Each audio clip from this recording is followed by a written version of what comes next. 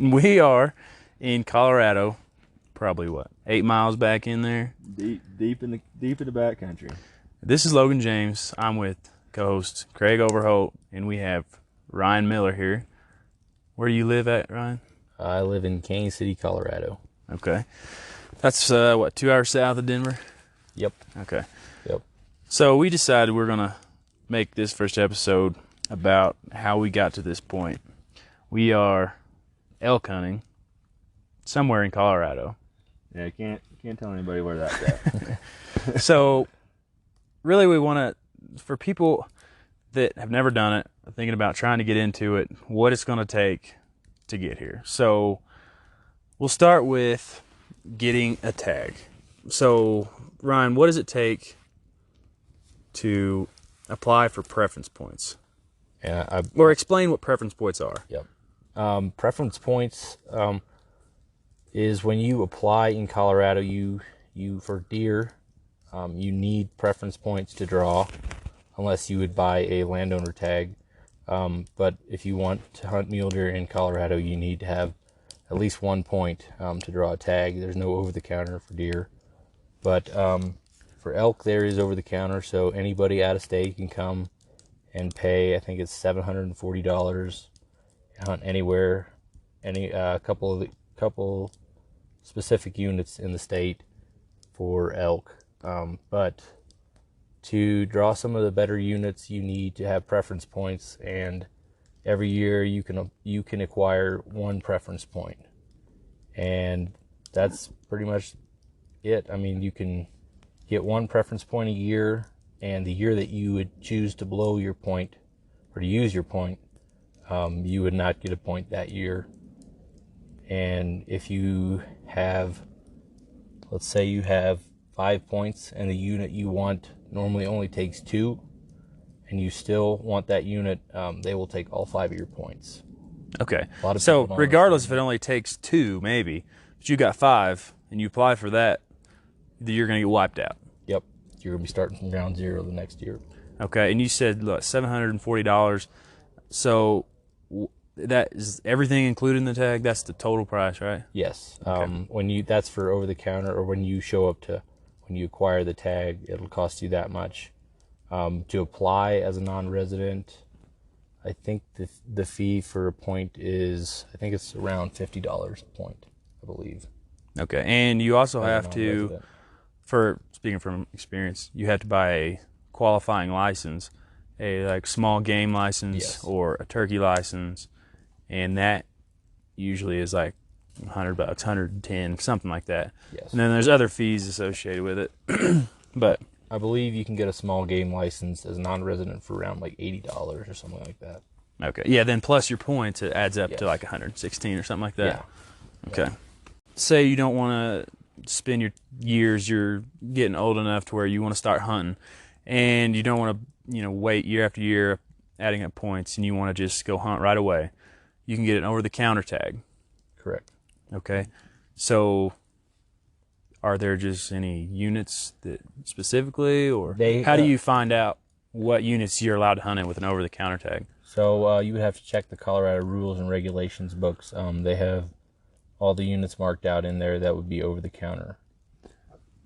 Another good thing or source to use is just the Game and Fish in Colorado, like the wildlife offices. Call them, and they're always super helpful as far as telling you,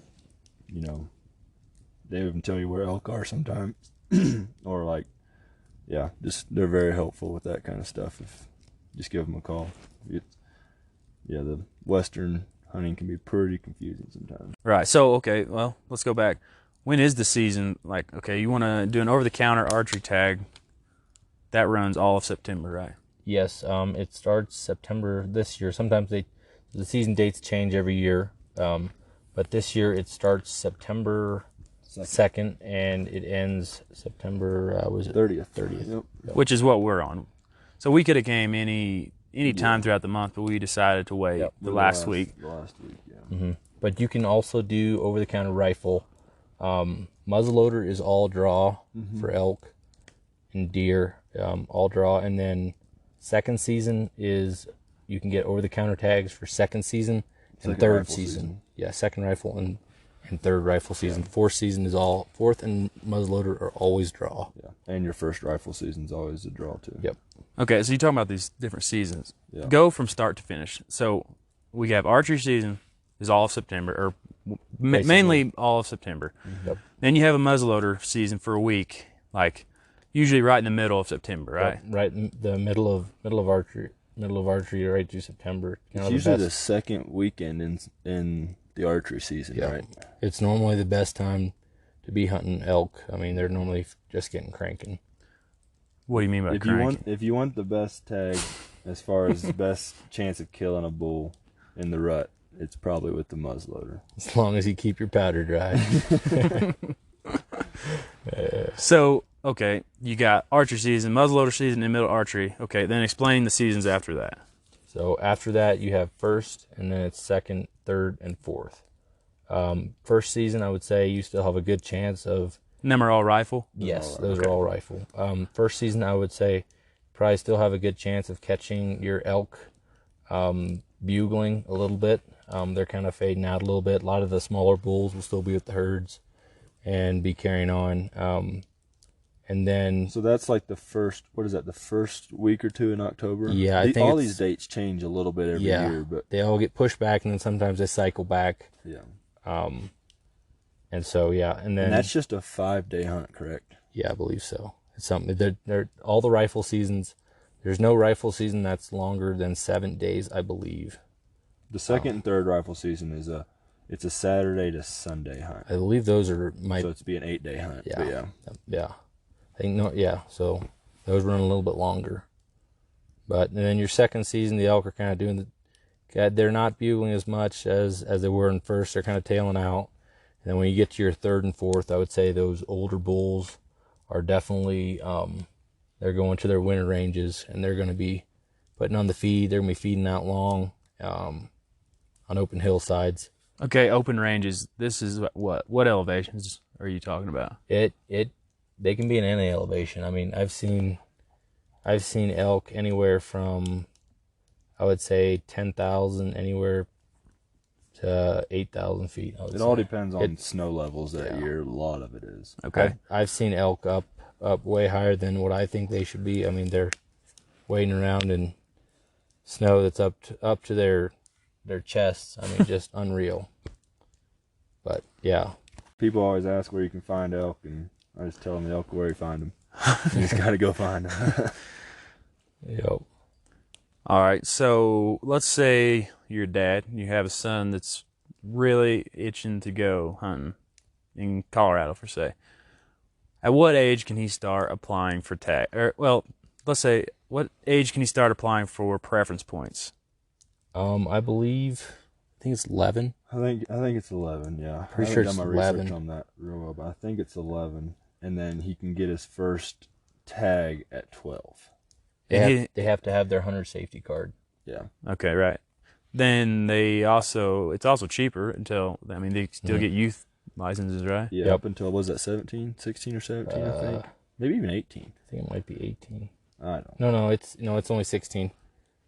Because I believe my little brother he's 17 now, and he can't get the youth anymore. I was not too sure about. So I all believe this. it's 16. Okay, so going back to the points and how many it takes to draw different tags and different units and stuff, why does, say, unit 108 cost 6 points and, whatever, 58 takes 1? For example, that's totally random numbers, but explain why it takes more points for certain units than others. Yeah, so it's all based on the amount of tags given out. And that's So- the game agency that does that? Yeah. Like so I think Colorado. it's like just the Fish and Game or whatever. Colorado Department of Wildlife. Parks and Wildlife, yeah. So let's say, just random numbers again, let's say unit 60 gives out 300 tags, which obviously that's not very many, and there's 4,000 people put in for that unit. It's going to take a lot more points to draw that, and then your odds get higher the more points you have. You get put into a higher. And another thing with that is you get into point creep. Some of these units, like Unit 2, guys with a certain amount of points, you'll probably never get there because you keep chasing that, because every year that unit moves up in points. Let's say this year it takes 20 points, next year it takes 22 points, and the next year it takes 23 points, because there's always somebody out there with more points than you, and they give out such a limited amount of tags that you will never catch up, because there's always going to be someone ahead of you unless you started from when you were 11 or But I absolutely do not understand why anybody would want to waste that many points on 1 year of hunting. Like, that could have been 20 years of hunting. You could have hunted 15 times and got great tags. And that's exactly what I tell people when they say that, you know, do we need to wait 20 years for a tag? And I say, you know, you're crazy. Like, Colorado has great elk hunting with a 3-point draw. And why don't you hunt every 3 years with a 3-point draw and have good elk hunting every 3 years, and you're in between years just hunting over the counter tag. You know, like your over the counter bow tag or your second or third rifle tag. And, you know, you can hunt every year and you have really good hunts. I'd say those higher point units are for people who like to hunt, but they're not fully invested.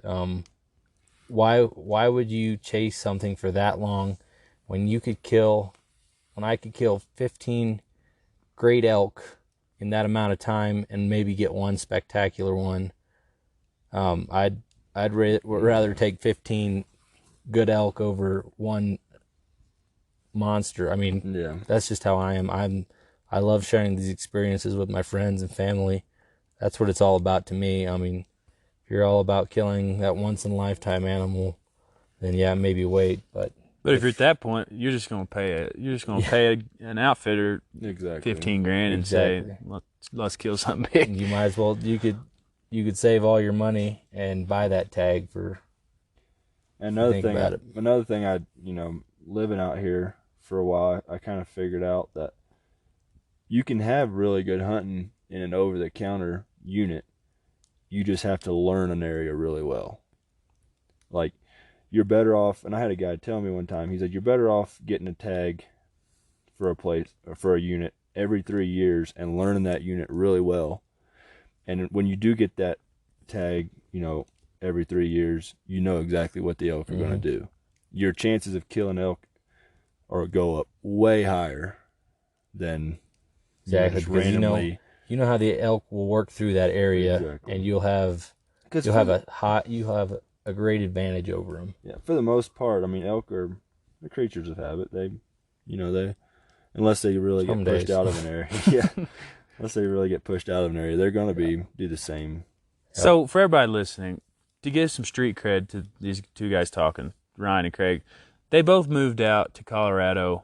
Well, explain how you got to Colorado and when and why. So you don't have to say why, but you moved a little bit before I did, right? So I would have moved out 2012 with my family. We moved out here for New Horizons Ministries from Ohio, from right? Ohio, yes. Okay.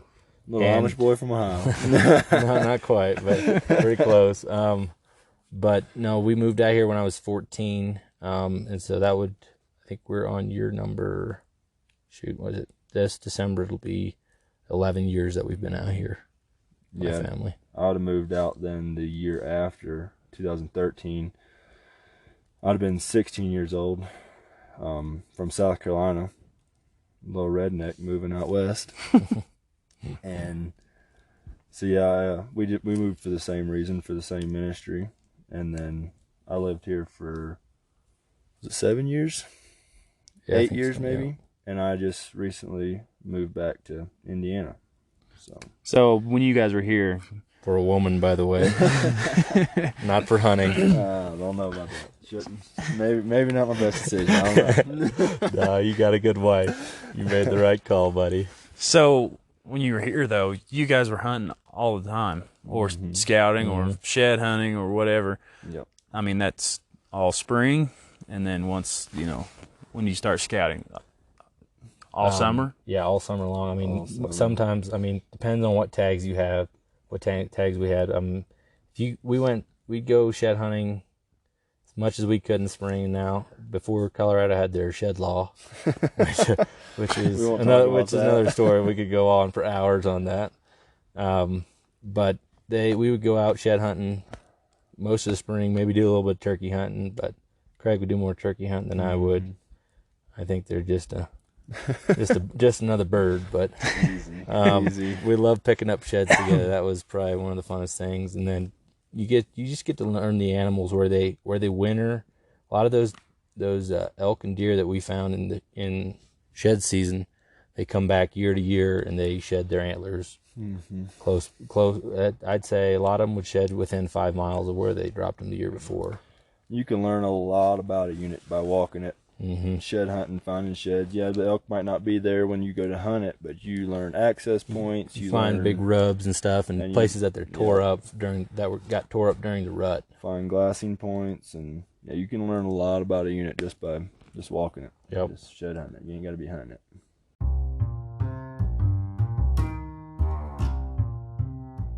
All right, everybody, listen up. Loniger's Taxidermy is world-class taxidermy in southern Indiana. With 30-plus years of experience, you can trust Loniger's to make your hunting experience a lifetime memory. Outdoor enthusiasts have trusted Loniger's Taxidermy with animals from all over the world. The Loniger professionals specialize in turkey and whitetail, as well as realistic and accurate taxidermy representing 6 continents, not to mention custom scenes and habitats. At Loniger's Taxidermy, world-class isn't just a catchy slogan. They've won first-place ribbons at multiple state, national, and world competitions. Their work has been featured in magazines including NWTF, Breakthrough, Eastman's Hunting Journal, and Taxidermy Today, just to name a few. Check out their work online at lonigerstaxidermy.com or visit the studio showroom on Ville Creek Road in Washington. Give them a call today at 812-444-9381. Again, that's 812-444-9381.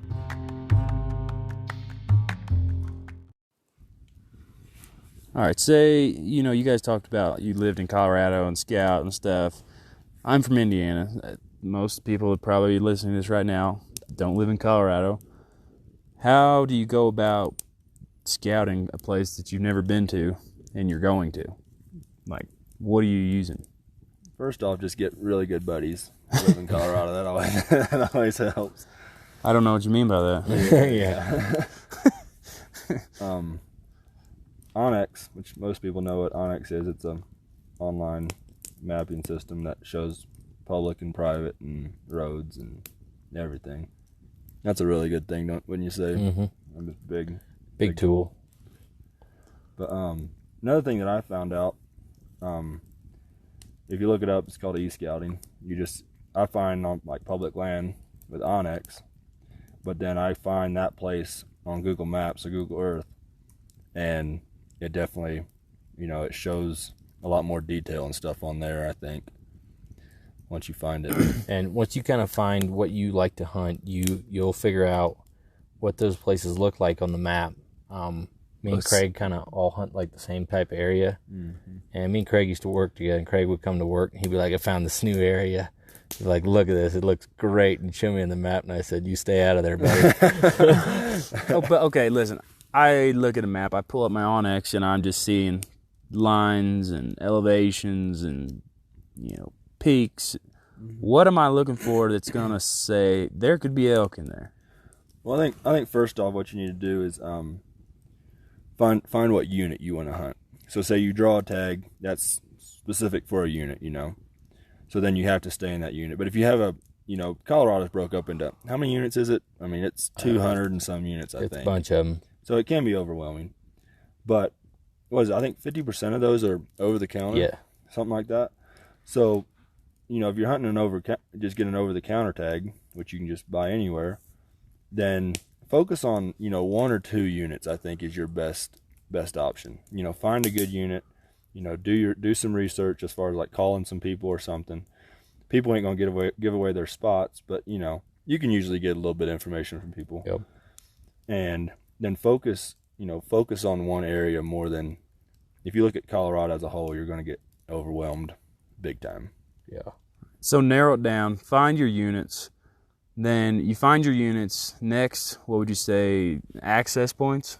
Where you're going to start, where you're going to park, where you're going to camp. If I picked a unit and I was coming to a brand new unit that I'd never hunted before, get out there and drive the roads. Like, just figure out where you can access, drive the roads.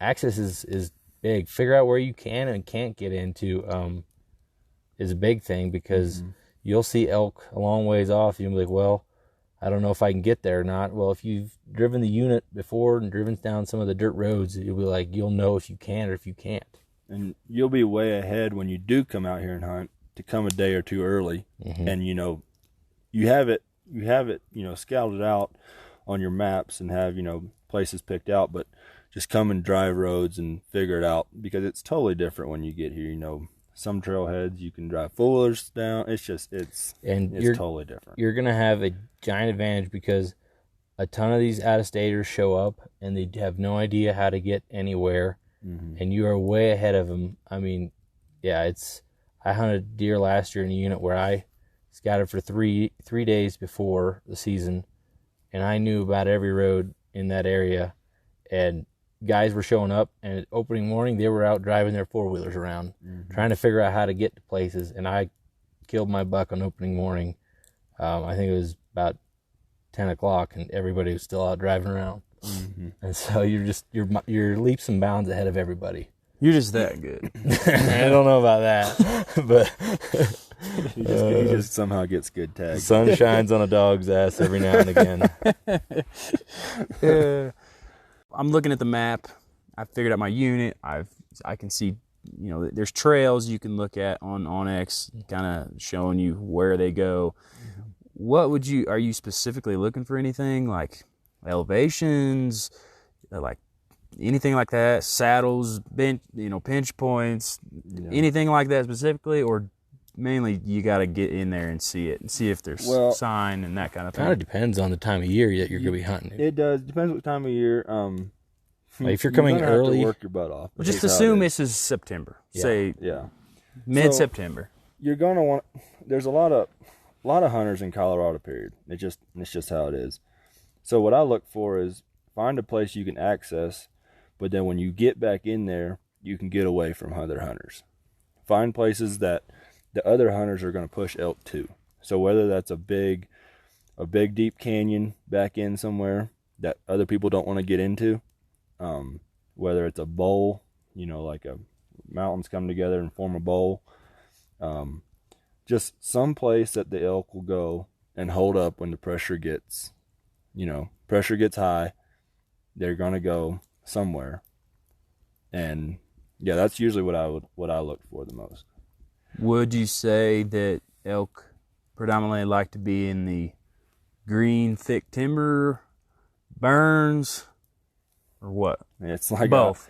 It's like I tell people, it's like elk are where you find them. I mean, that's just how it is. It's funny because they actually say that elk were a plains animal, kind of like the antelope, and they said that the white man pushed them up into the hills. They moving in, populating places, and they thrive up there in the timber. You'll catch elk down in the bottom, sometimes in the open, but they'll feed for an hour or two, and then the sun hits them, and then they'll be in the timber. And like just an example, you know, where we're hunting now. So what are we, 8 or 9 miles back in here?